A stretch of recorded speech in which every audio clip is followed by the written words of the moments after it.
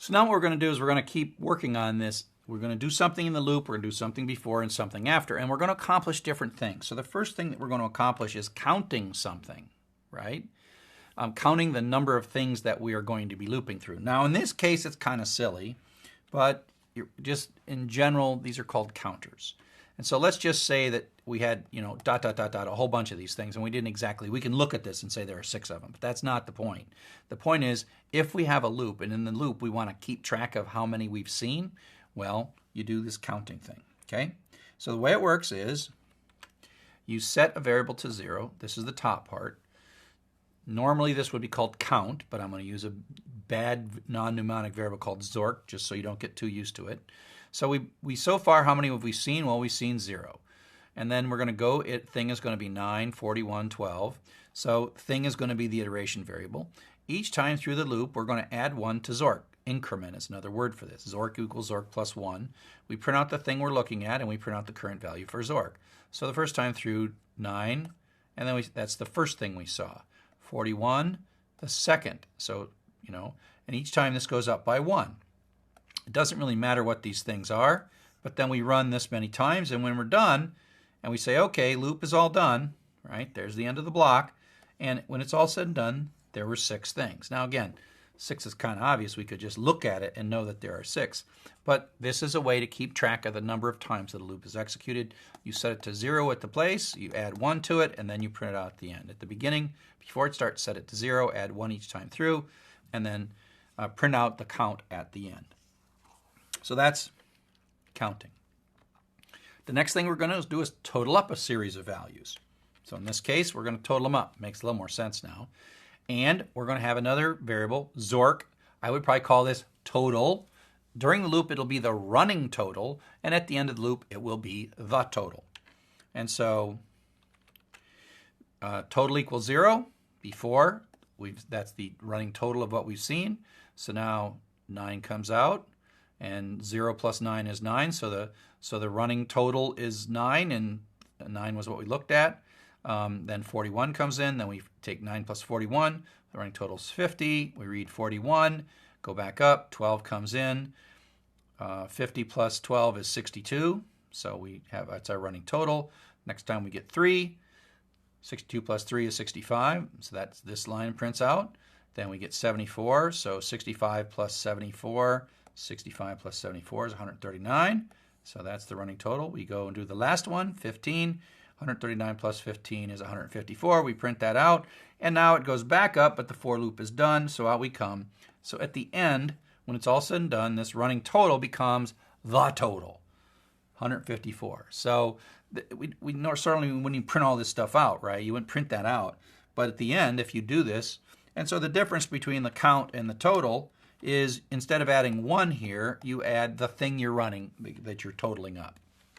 So that's how we compute totals. And of course, we can do this with an average, right? So now we're going to have a counter, which we set to 0, a running total, which we set to 0 in the variable sum. We're going to print out 0, 0, so the count and the total is 0. We run through. Each time through, we add 1. So it's going to be 1, 2, 3, 4, 5, 6 each time through. Then we have the sum equals sum plus value, so 9, 50, 62, 65, 139, 54. So this is the running total. This is the count. Actually, that's the sum in this case, the sum variable. And then this is the thing that we were reading in. And then we finally get done, because there was only 6 things. The for loop dumps us out. And then we got, oh, okay, how many did we get? We got 6. What was the total? It was 154. And then divide sum by count, and that should be 25.0. Okay, and so we divide sum by count, and now we have calculated the average. Actually, this should be 154 divided by 6. I think that should be 25.6666 or something like that. Okay, so you get the idea. And so you sum, and so you can do more than one of these things in a particular loop. Now, filtering is the idea that we're looking for something that meets some criterion. So we're going to go through and look at all the things in the loop, and we're trying to figure out if something is greater than 20, and we're going to declare that large number. So this is how you put an if in the loop. And so sometimes this loop will do nothing. Sometimes this loop will print out large number. And so value is going to be 9, and that's false, so it doesn't do anything. Value is 41, that's true, so it prints out this. Value is 12, so it does nothing. Value is 3, it does nothing. Value is 74, and so it prints this out. Value is 15, so that's false. It's done. Now the for loop knows, oh, we're done. Go on to the next line. Okay, so this is kind of a filtering pattern where, we're going to do some if statement and conditionally run some code based on the value that we're looking at for now. So that's like searching for large numbers in our long list of numbers. Sometimes instead of printing something out in the middle of the loop, just like in functions, we don't often print in functions. We tend to prefer using return values. Sometimes we just want a variable that tells us whether something was found or not. And so we're going to use a Boolean variable. And so a Boolean is another type of a variable. You got integer variables, you got string variables, you got floating point variables. Boolean is another kind of variable. Boolean is a kind of variable that it either has the value true or false. That's it. It can only have two. And so false is a constant in Python. And so I'm going to say found. Found is a mnemonic variable. I use the word found for this all the time, but don't get stuck on it. It just happens to be a variable with the value false. So we print it out before it's false. And now we're going to go through each of these values again. And we're looking for 3. And we want to know, did we find 3 or not? So we have 9, and it stays false. We have 41, it stays false. We have 12, it stays false. Now we have 3. This all of a sudden clicks to true. And so then we change the variable found, which is the same found here, to be true. So this time when we come up through 3, we run this code, then we print this, and it's true.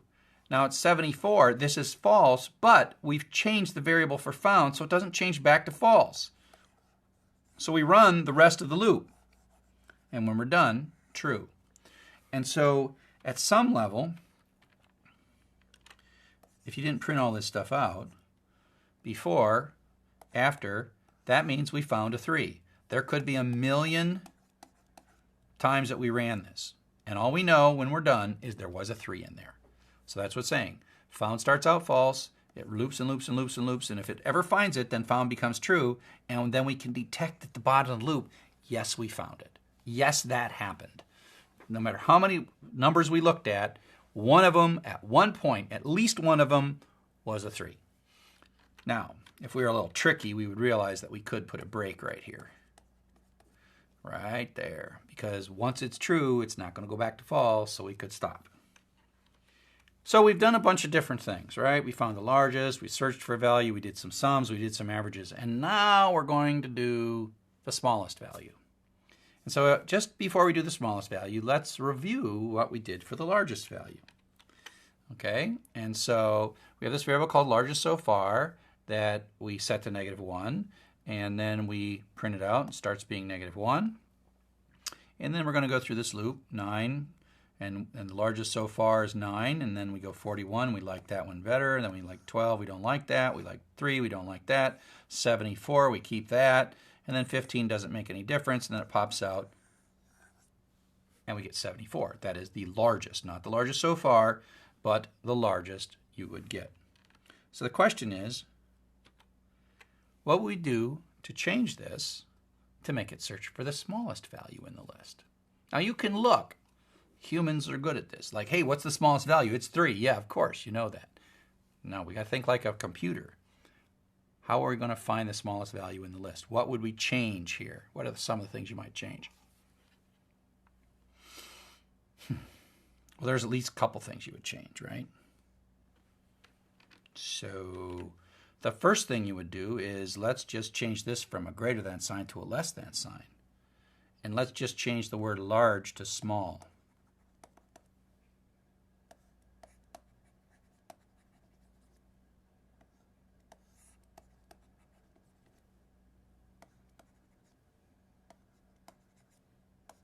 Is that going to fix it? Take a second. If I changed all the word largest to the word smallest, and I changed the greater than to a less than, is that going to fix it? If I did that, what number is going to come out here? Is it going to be 3? Is that going to come out?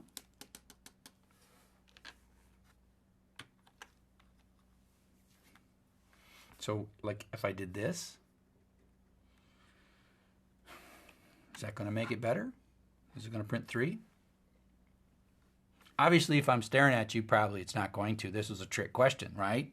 It was a trick question. This is what happens when you run it. So, we start out, smallest so far is -1. We come in with 9. Is 9 less than -1? No, it is not. So we skip.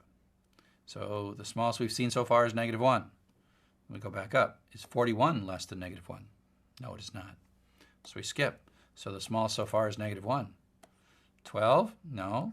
3 is not smaller than -1. 74 is not smaller than -1.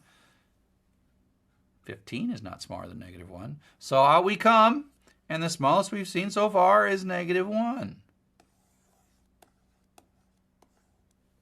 No, it is not. So what's the flaw in our logic here? First off, the word smallest so far doesn't mean anything. This could be gorp or zap or x. So just changing the variable to say smallest so far is highly misleading. Okay? So at this point right at the screen to the one place that has the fallacy, the mistake in this code. If you pointed right here, you're correct, right? So baked into that, when we were doing largest so far, was that these were positive numbers. And smallest so far, you know, starting -1, if they're positive numbers, well, smallest so far is already smallest than the smallest possible number. So what number might we put there to make this work better? Well, some of you might suggest that we would just say, oh, that'll be okay. I'll make that be 100, and it's going to work fine, right? And so 9 will tick, 41 will ignore, 12 will not work, 3 will tick, and it'll work. It'll work. That's fine. That would work if you made it 100. But then, what if there was 3-digit numbers in here? How would that work? Well, like, oh, let's make it 1,000. Yeah, that's it. No, let's make it 1,000,000, or like more, right? What's a big enough number? As a matter of fact, largest so far code that we did, if there were negative numbers and they're all negative, this is not going to work so well. Wait, largest so far, yeah. This is just not going to work very well, because what if they're all negative numbers? We just assumed they were positive numbers, and it worked just fine, didn't it? Whoops. Okay. So there's kind of a flaw. We were using this -1. There's a word for it.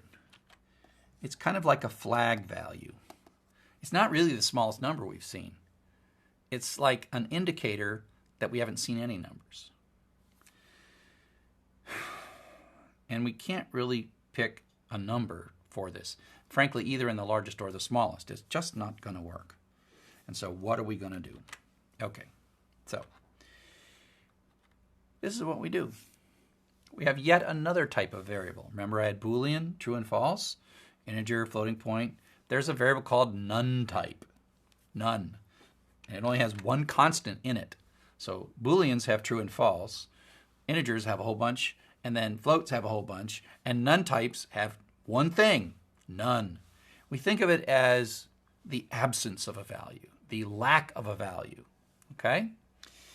And so what we're going to do instead is in our smallest variable that we're going to do, we're going to say, you know what? Before this loop starts, the smallest number we've seen is nothing. We've seen no numbers whatsoever, and that's going to be our marker to indicate that we've seen no numbers, okay?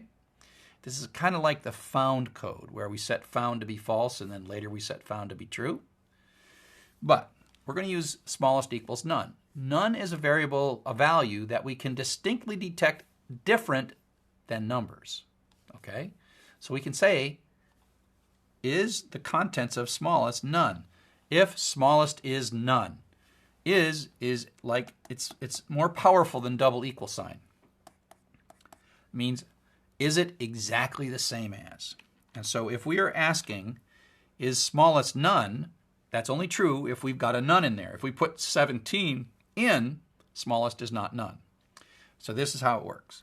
You start with smallest equals none, and then in the code we have a little bit more intelligence. If smallest is none, this means that it's the first time. If the smallest is none, smallest is value. So 9 is coming in here. And so if the smallest that we've seen so far is empty, we have seen nothing, then we'll grab the first one as the smallest one. So our 9 becomes the smallest one. And so that's how we print out the smallest so far is 9. We just saw 9. Then we come up. The second time through this loop, this is going to always be false from now on, because smallest is a number, and number is not none. Okay, so we have this flag value that's none just for the first time through the loop. So that's false, so it's going to run here. Elif value is less than the smallest, which is 41. Is 41 less than 9 in this case? And the answer is no, it is not. So it stays 9. Then 12. 3 works, so 3 causes this code to run, so we grab it. So 3 is it. Then we go through 74 and 15. It runs 2 more times. And then when we're all done, we get 3. This is a flag value that we're checking. And through the loop, it'll only be smallest will only be none the first time through the loop. But after that, we'll just ignore this little part. This is another way to think about this is priming us. This is getting started.